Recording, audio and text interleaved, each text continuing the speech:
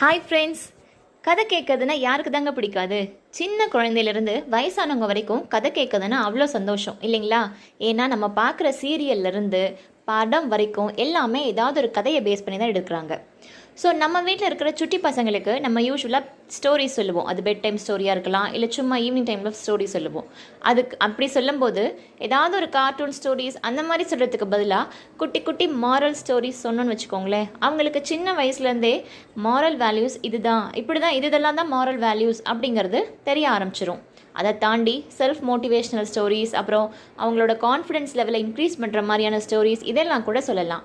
அந்த மாதிரியான ஸ்டோரிஸ் தான் நம்ம சேனலில் அப்லோட் பண்ணிகிட்ருக்கோம். எல்லோரும் போய் சேனலை பாருங்கள். இப்போவும் தன்னம்பிக்கையின் பலன் அப்படிங்கிற டாப்பிக்கில் தான் ஒரு குட்டி ஸ்டோரி அப்லோட் பண்ணியிருக்கேன். அந்த வீடியோவோட லிங்க்கு ஃபஸ்ட் கமெண்ட்லேயும் டிஸ்கிரிப்ஷன்லேயும் பின் பண்ணியிருக்கேன். கண்டிப்பாக எல்லோரும் போய் செக் பண்ணி பாருங்கள். பார்த்துட்டு பிடிச்சிருந்தா உங்கள் வீட்டில் இருக்கிற சுட்டி பசங்களுக்கும் டைம் கிடைக்கும் போது